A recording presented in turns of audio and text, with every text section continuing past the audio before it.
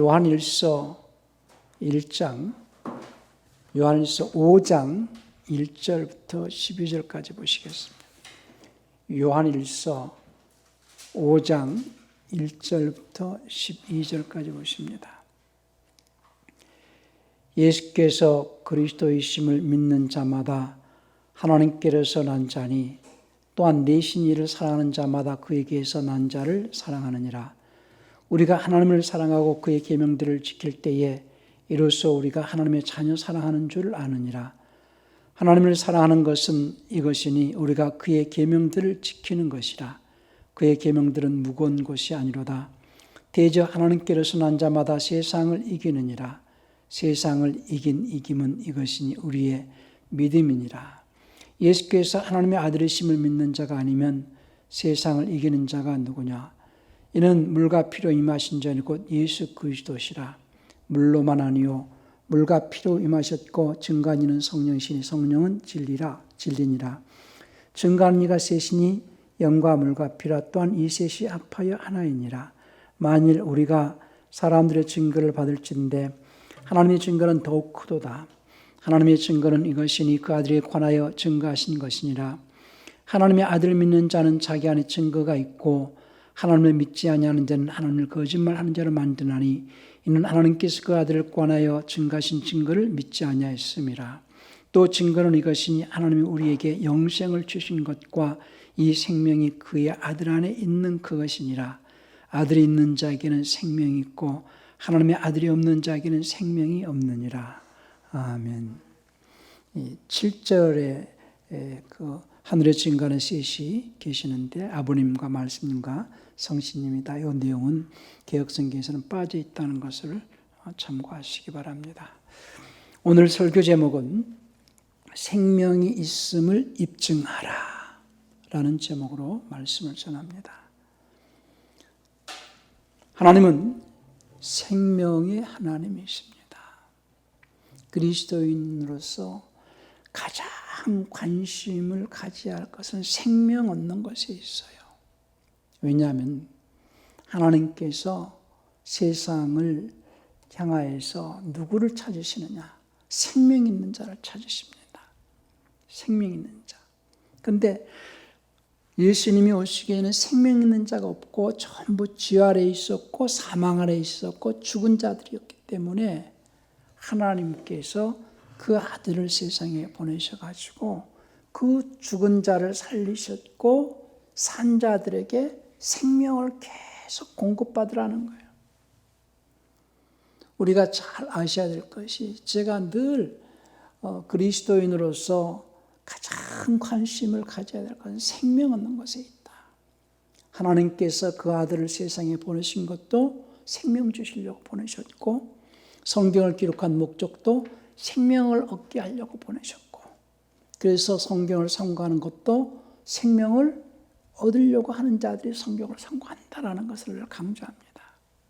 만약에 그리스도인이 이 땅에서 살면서 생명 얻는 삶을 살지 않는다면은 종교인이고 또 생명을 얻지 못한다면은 세상에서는 가장 불쌍한 자라. 고린도전서 15장 19절에서 만약에 우리 삶이 이 땅에서만의 삶으로서 끝나버린다면은 이 생뿐이라면은 그리스도인들은 가장 세상에서 불쌍한 자다 그랬어요. 우리 고린도전서 15장을 한번 보실까요? 19절입니다. 만일 그리스도 안에서 우리의 바라는 것이 다만 이 세상뿐이면 모든 사람 가운데 우리가 더욱 불쌍한 자다. 부활이 없다면 그런데 부활은요. 생명의 부활, 생명을 소유한 자가 생명의 부활을 통하여서 이제 영생에 들어간다는 거예요. 지난 시간에 지금 당신은 천국을 향하여 잘 가고 있습니까? 라는 제목으로 말씀을 전했었는데요. 예수님께서 나는 길이요 라고 말씀하실 때에 천국 가는 길이요. 나는 진리요 라고 말씀하신 것은 천국 가는 그 길을 볼 수 있는 지식을 제공해 주시는 분이요. 생명이요라고 말씀하신 것은 그 길을 가는 자에게 생명을 끊임없이 공급해 주시는 분이다. 그래서 나는 길이요 진리요 생명이다 라고 말씀하셨어요. 그러면서 이제 베프티즘에 대해서도 얘기를 했고요. 제가 늘 설교에 그 서두에서 하나님은 생명이시다. 하나님은 뭐 복의 근원이시다. 하나님은 평강이시다라고 처음에 딱 말씀을 던지고 난 다음에 하신 그 다음에 말씀은 그래서 하나님께서 예수님을 보내셨다. 그 예수님은 하나님과 함께 하실 때는 삼위중 이류가 되시는 말씀님이신 분이고 그분은 곧 하나님이시다. 그래서 요한복음 1장 1절에 태초에 말씀이 계시니라. 이 말씀님이 하나님과 함께 하셨으니 이 말씀님은 곧 하나님이시다라는 말을 항상 강조하는 것은 이것이 시작점이기 때문에요. 만물의 시작점이고 성경 전체의 큰 틀의 기준으로서 처음 이 부분에 대해서 이해가 돼야 된다는 것 때문에 늘 반복해서 말씀을 드립니다. 그래서 반복해서 말씀을 드리는 것이 여러분들의 마음과 생각 속에 이렇게 딱 틀이 잡혀질 수 있도록 이 믿음의 틀, 말씀의 틀이 잡혀져야 됩니다. 그래서 하나님과 함께 하실 때는 하나님이셨던 말씀님께서 하나님께로부터 나왔다. 나는 하나님께 아버지께로부터 나왔다. 아버지께서 나를 보내셨다. 이 말씀하셨고 그분께서 사람을 지으신 것은 사람으로 오시려고 아담을 지으셨고 사람을 지으셨고 그래서 첫사람 아담은 오실자의 모형으로 지었고 그 사람 속에서 누구의 육체를 입고 올 것이냐라고 이제 하실 때에 아브라함의 육체, 아브라함의 씨를 입고 오셨다라는 말씀을 계속해서 합니다. 그래서 아브라함의 씨, 곧 아브라함의 육체를 입고 오셨다라는 내용이 히브리서 2장 16절에서 천사들의 본성을 취하지 아니하시고 아브라함의 씨를 취하셨다라는 그 규제를 이제 개혁성경에서는 바꿔놔 버렸기 때문에 왜 이게 중요하냐? 그분이 아브라함의 씨를 입고 오셔야만이 우리 인류를 위해서 대속을 이루신 다음에 그분이 십자가에서 죽으시고 난 이후에 부활로서 하나님의 아들로 이제 아버지께로 가시는 과정이기 때문에요. 이거는요, 굉장히 중요한 부분 중에 하나이고 구원의 과정을 얘기를 하거든요. 그래서 지난 시간에 우리가 출애굽을 했을 때에 홍해에서 침례받고 구름 아래서 베프티스트의 삶을 살고 요단을 건너서 가나안에 들어가는 과정이 구원의 여정과 같고 예수님의 공생애와 같고 하나님의 아들이 육체를 입고 이제 하나님의 아들로서 부활해서 아버지 집으로 가는 과정과 같다. 그러니 이 과정을 예시로 보여주시면서 우리도 이 과정을 반드시 거쳐야만이 영생의 부활 또 천국으로 들어갈 수 있는 그런 하나님의 아들이 될 수 있다라는 것을 강조하려고 하는 겁니다. 그렇기 때문에요. 우리는 적그리스도가 누구냐 할 때에 요한일서 2장 22절에서 아버지와 아들을 부인한 그가 적그리스도다 이렇게 간단하게 말씀을 기록하고 있지만은 이 아버지와 아들의 이 관계, 이 관계를 설명하기 위해서는 먼저 아버지와 아들의 관계에서 그 아들은 언제부터 아들인가라는 것을 설명할 수 있어야 되거든요. 자, 요한일서 2장 22절을 보면요. 거짓말하는 자가 누구냐? 예수께서 그리스도이심을 부인하는 자가 아니냐? 아버지와 아들을 부인한 그가 적그리스도다라고 할 때에 아버지와 아들을 부인한 그가 적그리스도다 할 때에 적그리스도라는 뜻은 그리스도를 대적한다라는 뜻인데 그리스도라는 뜻은 구원이라는 뜻이거든요. 메시아 또 그리스도, 구원자. 구원을 방해하는 자가 적그리스도예요. 구원을 방해하는 자가 적그리스도인데 그러면 구원이란 뭐냐? 아버지와 함께 하실 때는 말씀님이셨던 분이 사람으로 오셔서 사람으로 오시기 위해서 사람을 주셨고 사람 가운데서 아브라함의 씨를 입으셨고 아브라함의 씨를 입고 오셔가지고 부활로서 하나님의 아들, 이 과정이거든요. 그래서 하나님께서 육체 안에 오셨다라는 것을 부인하면 구원의 과정을 잘못 가르치게 된다는 거예요. 그래서 적그리스도거든요. 그래서 이거를 제가 계속해서 끊임없이 얘기를 합니다. 왜냐하면 이거는요, 성경 전체의 기준을 잡기 때문이에요. 성경 전체의 말씀의 틀을 잡는 이론이기 때문이에요. 어떤 이들은 목사님이 매번 똑같은 얘기를 한다 그렇게 생각할 수도 있어요. 그런데요, 이거는 그리스도인들이 그 생각과 마음속에 믿음의 틀을 잡는 아주 기초라는 것을 잊지 않으셔야 됩니다. 하나님과 함께 하실 때 그분은 말씀님이셨지 아들이 아니다.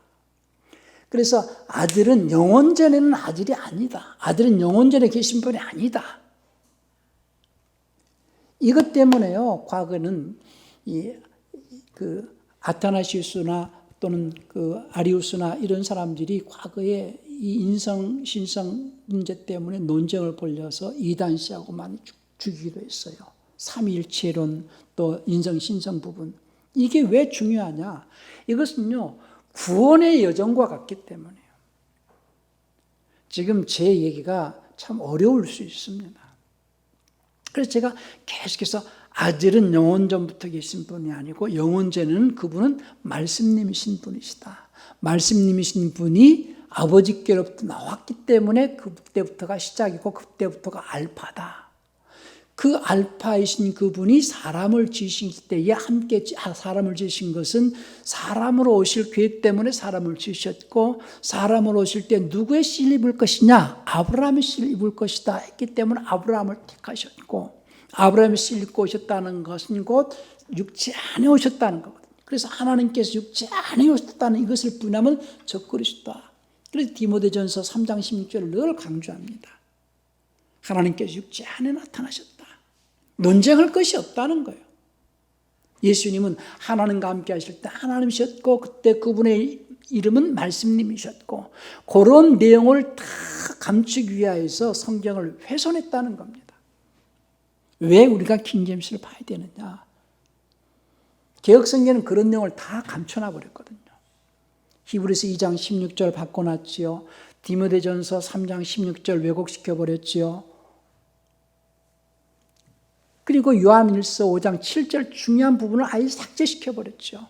이것은요, 인성과 신성 부분뿐만이 아니고 하나님의 아들은 어떠한 과정을 거쳐서 하나님의 아들로 부활하셨고 우리가 예수님이 가신 그 길을 통하여서 우리도 하나님의 아들로 부활을 해야 될 터인데 예수님이 가신 그 길로 가야 되는 우리의 신앙생활이 예수님이 가신 그 길을 알 수 없다면, 볼 수 없다면 그를 갈 수가 없기 때문에 마귀는 그 길을 가지 못하도록 성경을 많이 왜곡시켰고 신학적으로 교리적으로 엉뚱한 길로 제시하고 있기 때문에 변화가 일어나지 않는다는 거예요. 오늘 생명이 있음을 입증하라는 주제로 말씀을 드리는데요. 생명이 있다. 아들이 있는 자에게는 생명이 있고 아들이 없는 자는 생명이 없다 할 때 생명이 있다는 것을 뭘로 입증하느냐? 생명이라는 것은요, 변화를 일으킨다는 거예요. 변화. 봄이 오면은 생명이 이제 만물이 소생한다고 그러잖아요. 변화가 일어나잖아요. 싹이 나고 잎이 나고 꽃이 피고 막 열매 맺어가는 과정에 어떤 변화가 일어나듯이 아들이 있는 자는 생명이 있고 생명이 있다는 것을 뭘로 입증하느냐? 변화가 일어난다는 거예요. 그러니까 내가 예수님을 영접했다면은 예수님 안에 생명이 있고 생명이 있다는 것은 나를 변화를 시키는 것인데 변화가 일어나지 않는 이유가 어디 있느냐? 하나님께서는 그 아들을 세상에 보내셔서 모든 인류를 죄에서 건지셨다. 죽음에서 우리를 살리셨다 그랬어요. 죽음에서 우리를 살리실 때에 믿는 자만 살린 것이 아니고 믿는 자이든 믿지 않는 자이든 모든 자, 모든 인류를 살렸다는 거예요. 그래서 에베소 2장 1절 한번 보실까요? 에베소서 2장 1절 보십시다.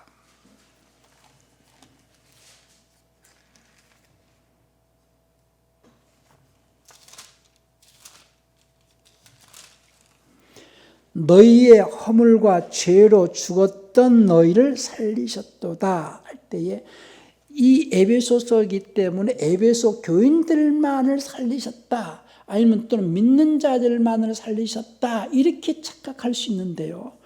그것이 아니고 모든 사람을 살리셨다라는 그 말씀이 고린도 후서 5장 15절에 있거든요. 고린도 후서 5장 15절을 보십시다.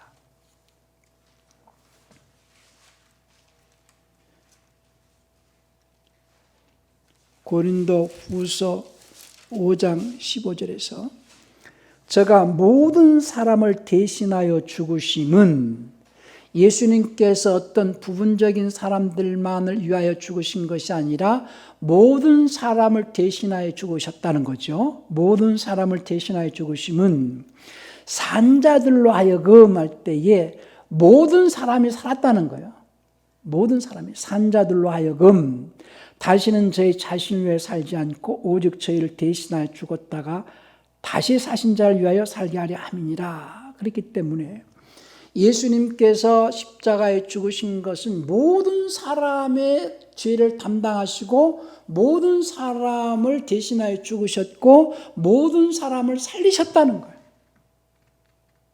그렇기 때문에 이제 하나님 앞에 모든 자는 산자들이 되었다. 누가복음 20장 38절을 보실까요?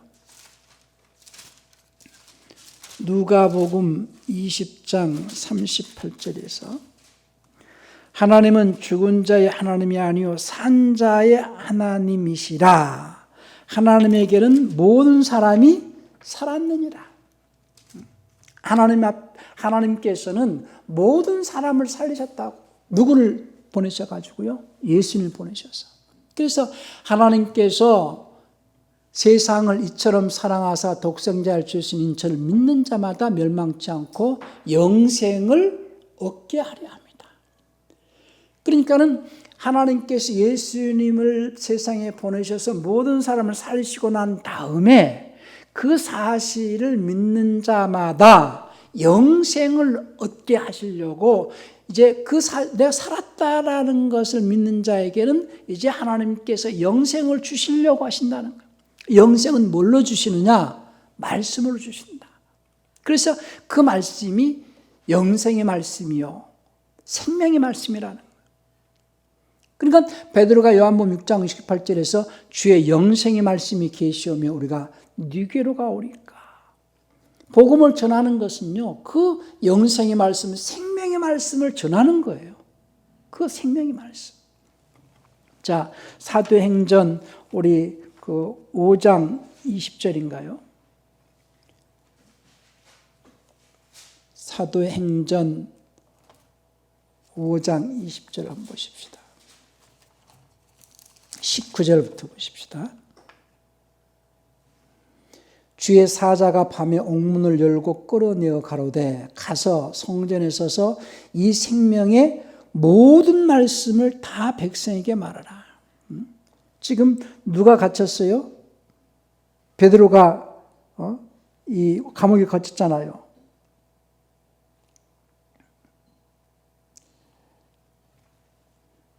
그래서 이 천사가 와서 감옥에서 끌어내주고 이제 생명의 모든 말씀을 백성에게 말하라. 그래서 복음을 전하는 자들은 생명의 말씀을 전하는 거거든요. 그 생명의 말씀은 어떤 말씀이냐? 믿음 안에 있는 말씀. 예수님의 믿음 안에 있는 말씀.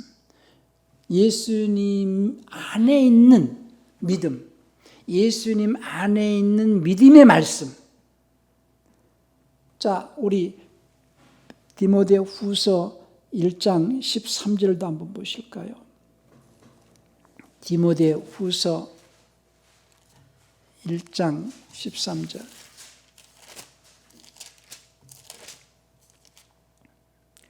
너는 그리스도 예수 안에 있는 믿음과 사랑으로서 내게 들은 바 건전한 말씀의 틀을, 이런 표현인데요. 너희는 그리스도 안에 있는 믿음과 사랑 안에서 내게 들은 건전한 말씀의 틀을 굳게 붙잡고 할 때, 건전한 말씀, 예수님 안에 있는 믿음, 그 믿음 안에 있는 말씀들, 그 믿음 안에 있는 말씀들의 틀을 딱 붙잡으라는 거예요. 설교는요, 예수님 안에 있는 믿음의 말씀의 틀을 딱 이렇게 틀을 잡아주는 거거든요. 믿음의 틀을.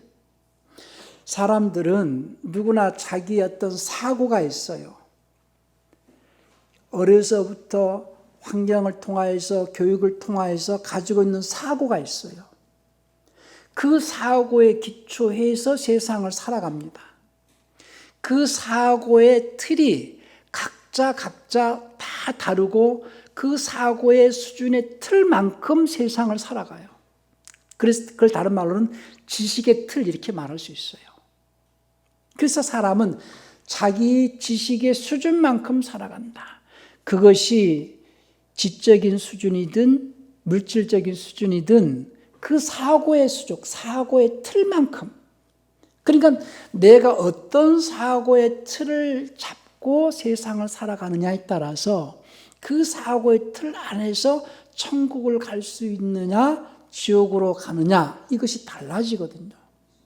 설교는 그 사람 속에 기존에 가지고 있는 사고의 틀을 무너뜨리고 그 사람 속에 하나님의 말씀의 틀을 딱 넣어주는 거거든요. 말씀의 틀을 넣어주는 거예요. 그런데 사람들은 자기가 가지고 있는 사고의 틀을 갖다가 굳건하게 붙잡고 그것을 놓치질 않아요.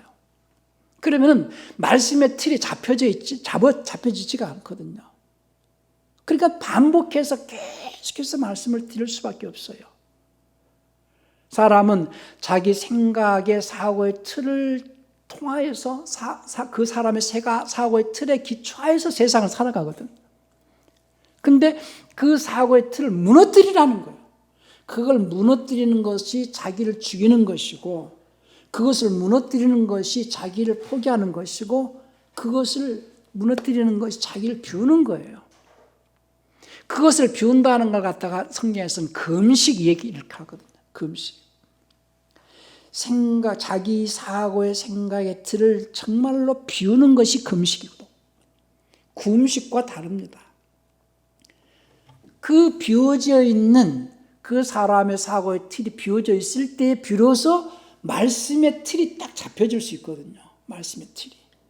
그래서 그 말씀의 틀을 내가 가지고 그 말씀의 틀을 잡고 있으면 그걸 계속해서 반복해서 이미지 트레이닝을 해라. 그것을 생활 속에서 그렇게 자꾸 반복해서 살아내라. 그 훈련이 경건의 훈련이거든요. 경건의 훈련. 그래서 디모데전서 4장 7절 8절에서 바울이 디모데에게 경건의 훈련을 하라는 거예요. 한번 디모데전서 4장 7절 8절을 볼까요? 망령되고 허탄한 신화를 버리고 오직 경건에 이르기를 훈련하라. 육체 연습은 약간의 유익이 있으나 경건은 범사에 유익하니 금생과 내생의 약속이 있다, 이렇게 해놨는데요. 그것은 현재의 생명과 앞으로 올 생명의 약속이 있다는 거예요. 현재의 생명이라는 것은 육체의 생명을 말하는 것이 아니라 혼의 생명, 혼이 생명이 들어가면 인격의 변화가 일어나거든요. 그러니까 말씀의 틀을 딱 붙잡고 그 말씀의 틀 안에서 내가 살려고 애를 쓰는 것이 경건의 훈련이요. 그 경건의 훈련을 통하여서 내 혼이 변화가 일어나는 것이 성화예요. 변화. 그래서 성화라는 것은 거룩한 변화를 말하는 거거든요. 거룩한 변화. 사람들은 성화가 신학적인 용어고 추상적으로만 하니까 성화 말하지만은요, 변화가 일어나지 않으면서 무슨 성화를 얘기하겠어요? 성화는 거룩한 변화다. 거룩한 변화.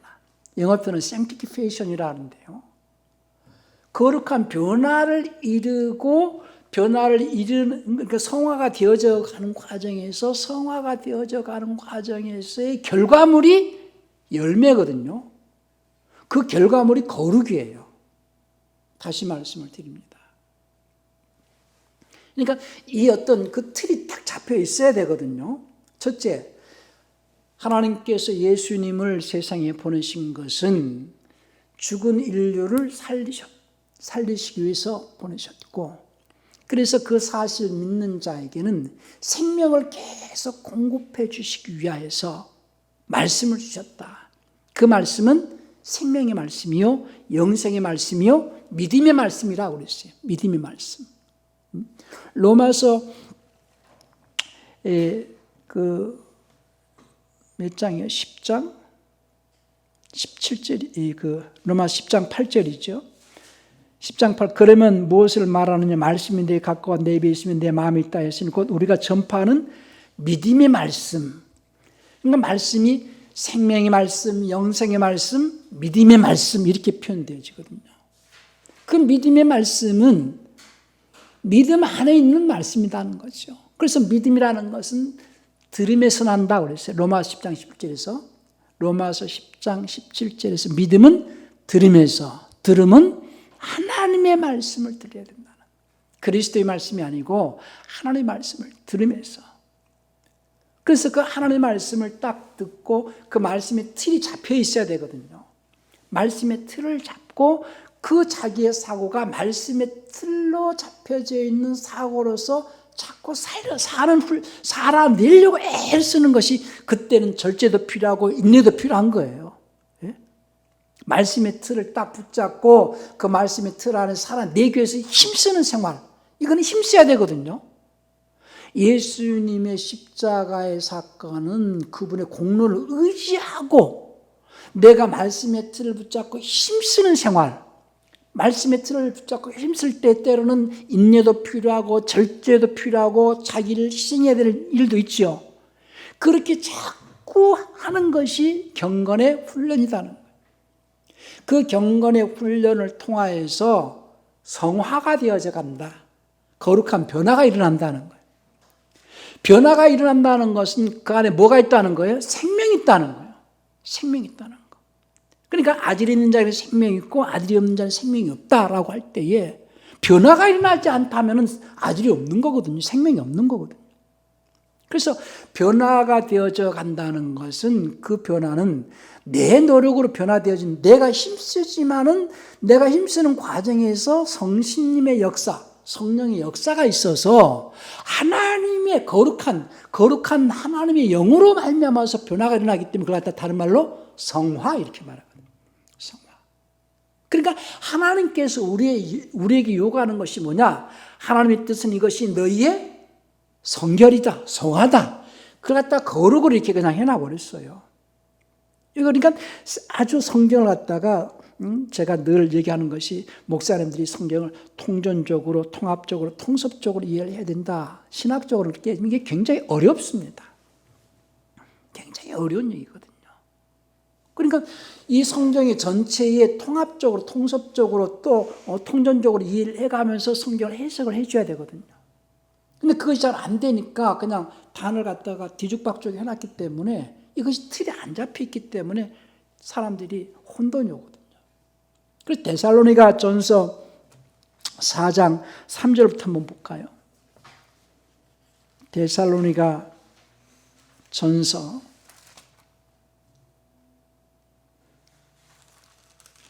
4장, 하나님의 뜻은 이것이니 너희의 거룩함이다 그랬죠. 이건 거룩함이 아니고 그냥 sanctification, 이게 성화거든요. 그걸 바꿔야 됩니다. 성경 번역을. 여기서는 성하다는 거예요. 하나님 뜻은 이것이 너희의 성결이다, 아니면 성결하게 됩니다, 아니면 성하다, 거룩하게 변화되어지는 것이다, sanctification이다. 그리고 4절에서 각각 여기도 성결함과 여기도 sanctification이에요. 여기도 성결함과 존귀함으로 자기 안에 취할 줄 알고 하나님을 모르고 모르는 이방인과 같이 세욕을 좇지 말고 이 일의 분수를 넘어서 형제를 해하지 말라. 이는 우리가 너에게 미리 말하고 증거한 것과 같이 모든 일에 주께서 시원하여 주심이니라. 하나님이 우리를 부르시면 부정케 하심이 아니요 거룩에 이르게 하심이니, 여기서는 거룩이에요. 성화의 과정을 통하여서 거룩에 이르게 된다는 거예요. 성화의 과정을 통하여서 거룩에 이르게 된다. 그러니까 4장 3절과 4절에서는 거룩이 아니고 성화라고, 성결이라고 이렇게 해야 되고요. 4장 7절에서는 그냥 홀리니스거든요. 거룩이다. 그러니까 히브리서 12장 14절에서 하나님은 화평과 거룩함이 없이는 아무도 주를 배울 수 없다는, 거기서는 또 홀리니스거든요. 히브리서 12장 14절에서 모든 사람과 더불어 화평함과 거룩함을 추구하라. 이것이 없이는 아무도 주를 보지 못하리라. 그러니까 거룩하지 않으면 주를 볼 수 없다고 그랬어요. 그러면 거룩이 어떻게 거룩해 되어집니까? 사람들은요, 그냥 거룩이 그냥 추상적이에요. 우리의 신앙생활은 추상적으로 해서는 안 됩니다.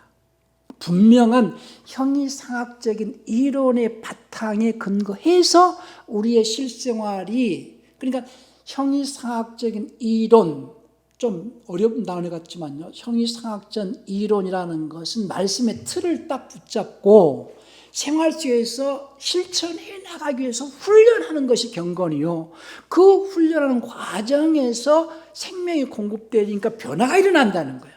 생명이 있다는 거. 그러니까 그 생명이 있다는 걸 자꾸 입증하려고 애를 쓰라는 거예요. 아들인 자는 생명이 있고 아들이 없는 자는 생명이 없다는 거예요. 그러니까 신앙생활은 건 생명이 있으면 자꾸 입증하려고, 내가 말씀의 틀을 굳게 붙잡고 그 말씀의 틀 안에서 내가 실천하려고 애를 쓰는, 때로는 절제도 필요하고 인내도 필요하고 열심도 필요하고 충성도 필요하죠.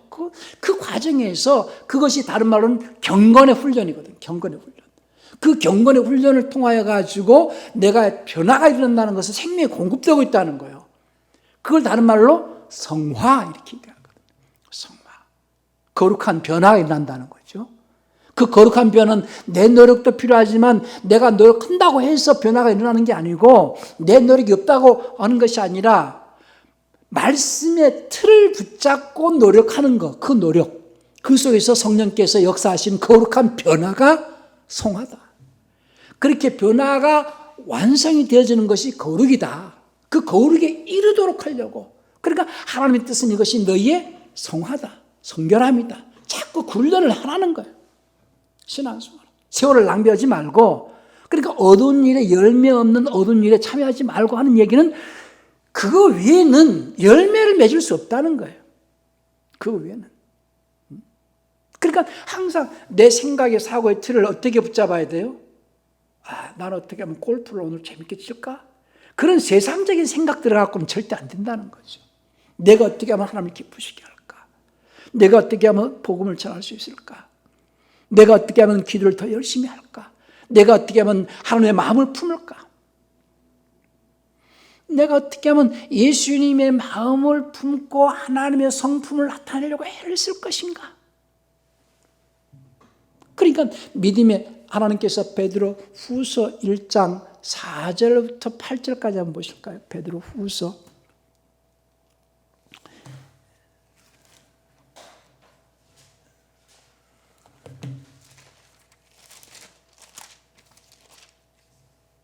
1장 4절부터 이로써 그 보배롭고 지극히 큰 약속을 우리에게 주사 이 약속으로 말미암아 너희로 정욕을 인하여 세상에서 썩어질 것을 피하여 신의 성품, 하나님의 성품에 참여하는 자가 되게 하려 하셨으니 이러므로 너희가 더욱 힘써 너희 믿음의 덕의 지식의 절제를 절제의 인내를 인내의 경건을 경건의 형제 우애를 형제 우애의 사랑을 공급하라. 이런 것이 내게서 업적한즉 너희로 우리 주 예수 그리스도를 알게 게으르지 않고 열매 없는 자가 되지 않게 하려니와. 그래서 열매는 거룩이거든요. 그 중간에 있는 믿음의 덕의 지식의 절제는 뭐 하는 거예요 지금? 성화가 되어지는 과정에 경건의 훈련을 하는 거예요. 그리고 열매는 거룩이요. 거룩함이 없이는 열매만이 천국에 들어갈 수 있다는 거예요. 그러니 내가 끊임없이 생명을 공급받고 생명이 공급돼야 나 자랄 거 아니겠어요. 그럼 믿음이 자라간다는 것은 뭐냐면 믿음은 들으면서 나는 거잖아요. 믿음은 하나님 말씀을 듣는다라고 할 때 사람들은 귀로만 듣는 것으로 끝나지만은 성경에서 듣는다라는 개념은요, 귀로만 듣는 것으로 끝나는 것이 아니라 듣고 귀로 듣고 마음으로 깨닫고 행동으로 옮기는 것까지를 듣는다 이렇게 말하거든요. 그걸 다른 말로는 믿는다 이렇게 얘기하는 거예요. 믿는다. 예수님을 믿습니다라고 말로만 하는데 예수님을 믿는다는 것은 예수님이 그리스도이심을 믿는 것이요, 예수님이 그리스도를 믿는다면 그분의 말씀을 믿는 것이요, 그분의 말씀을 믿는다면 그 말씀대로 행하는 것이 예수님을 믿는 거예요. 그러니까 그가 예수 그리스도를 믿는 자는 영생을 얻고 이렇게 말하거든요. 요한복음 5장 24절도 한번 볼까요?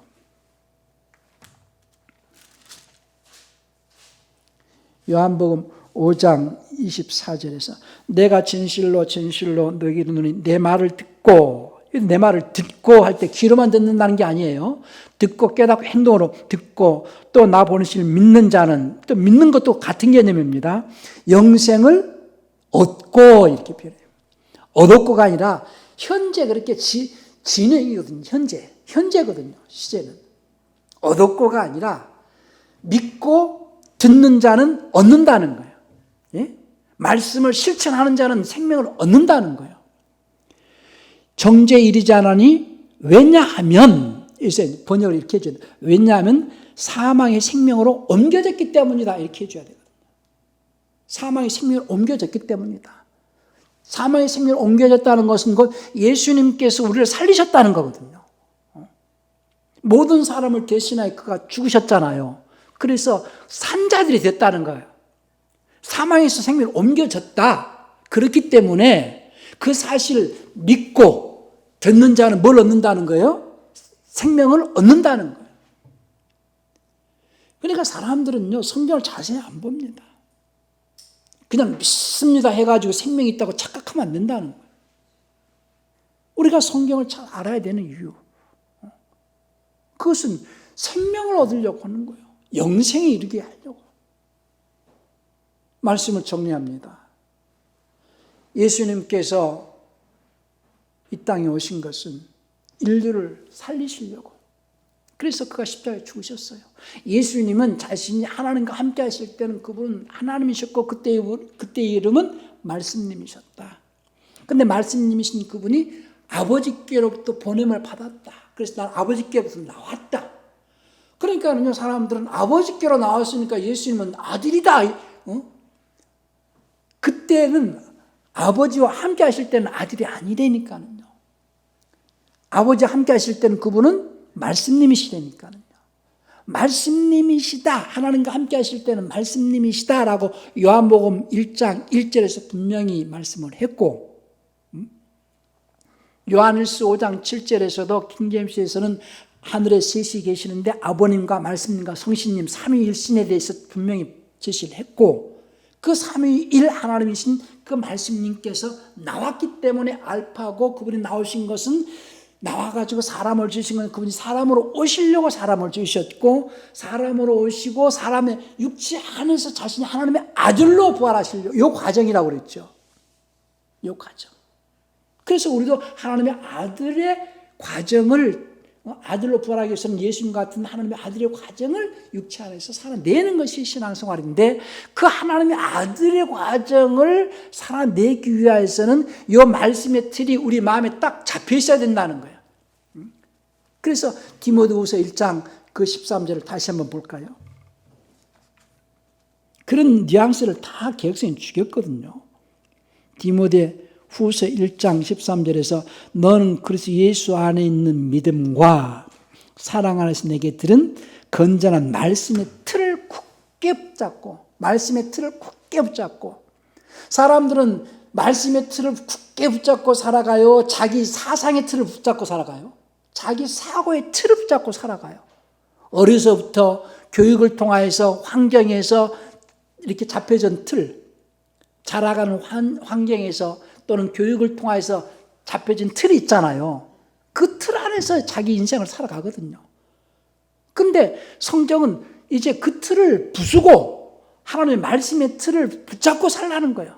말씀의 틀을 붙잡고 살아가는 과정에서 자기가 습관화되었던, 과거에 습관화되었던 것들을 정말로 버려야 되고, 절제가 필요하고 인내가 필요하고 열심히 필요하잖아요. 그 훈련이 경건의 훈련이요. 그 경건의 훈련을 통하여서 생명이 공급되어져서 변화가 일어나니까 그것을 다른 말로는 거룩한 변화, 성화요. 그 성화가 연결되어져 가지고선 결국 열매가 맺어지는 것이 거룩이다. 그 과정을 살아내는 생활이 신앙생활이니 날마다 내게 생명이 공급되고 있음을 입증하라는 거예요. 아들이 있는 자는 생명이 있고 아들이 없는 자는 생명이 없다. 생명이 있으면 변화가 일어난다. 말로는 성화 말하고 말로는 거룩을 말하지만은 실질적으로 자기는 경건의 훈련도 하지 않고 성화가 되어져 가지 않으면서 천국 간다고 착각하는 자가 너무 많은 시대에 살고 있는 거예요. 그러니까 교회가 욕을 먹습니다. 저는요, 마지막 때에 천국에 들어갈 수 있는 부활의 일을 싣는 자가 많지가 않다는 걸 늘 절감을 합니다. 낙원까지는 갈 수 있어요. 지금 교인들이 그런 말도 잘 모릅니다. 예수 믿고 죽으면 전부 그냥 천국 간다고. 그럼 부활이 무슨 소용이 있겠어요? 이미 천국 갔는데 뭐 부활 뭐 필요 있어요? 예수를 믿고 죽으면 최소한 낙원에까지는 간다. 그러나 낙원에 있다가 생명이 충만하게 열매가 맺어져 있는, 거룩함의 열매가 맺어져 있는 자들은 그때 가서 천국으로 들어갈 거다. 그것이 알곡으로 표현했다. 그러니 육체가 있는 동안에 생명을 붙들고 생명을 취하는 삶을 살라. 디모데 전서 6장 20절도 한번 볼까요? 디모데 전서 6장 12절이네요. 6장 12절에 믿음의 선한 싸움을 싸우라. 믿음의 선한 싸움 어떻게 싸우는 거예요? 믿음의 틀 안에서 자기와의 싸우는 거예요. 자기와의. 과거에 자기가 가지고 있던 사상의 틀, 자기 생각의 틀, 사고의 틀과의 싸우라는 거예요. 믿음의 선한 싸움을 싸우라. 영생을 취하라. 이를 위하여 내가 부르심을 입었고 많은 증인 앞에 선한 증거를 증가했다. 그걸 보이라는 거예요. 내 안에 예수님이 계시다는 걸 보이라는 거예요.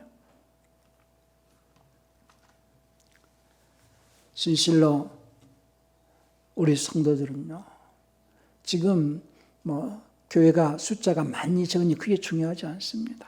저는 남 얘기할 것도 없고요. 속된 말로 요즘에 그런 말 또 회자되는데, 너나 잘하세요. 그냥 나 자신이 이 훈련, 이 믿음의 틀을 붙잡고 나와의 싸움, 믿음의 선한 싸움이 무슨 싸움이에요? 나와의 싸움이에요. 내가 가지고 있던 내 사고, 내가 가지고 있던 내 성질머리, 내가 가지고 있던 내 아집과 고집과 내 성질머리와의 싸움이 믿음의 선한 싸움이요. 그것이 경건의 훈련이요. 그 경건의 훈련을 통하여서 생명이 공급되어진다면은 나는 변화가 일어난다. 생명을 공급받기 위하여서, 영생을 취하기 위하여서 나와의 싸움. 그것이 성화다. 거룩한 변화가 일어날 때에 나는 거룩의 길을 간다. 그것이 다른 말로는 천국을 향해 가는 것이다. 천국을 향해 가는 것이다. 이 믿음의 틀을 굳게 붙잡고 경건의 훈련을 통하여서 거룩한 변화, 성화되어져 가는 삶을 살고 있음을 입증하는, 생명이 있음을 입증하는 그런 신앙인이 되시기 바랍니다. 아들이 있는 자는 생명이 있고 아들이 없는 생명이 없다고 오늘도 주님 말씀하십니다. 우리의 삶이 날마다 하나님의 생명이 있음을 입증하는 삶, 경건의 연습을 통해서 변화되어지는 삶, 그래서 거룩에 이르는 삶이 되어서 날마다 주를 배울 수 있는 거룩한 성도의 삶을 살아내시기를 예수님 축원합니다.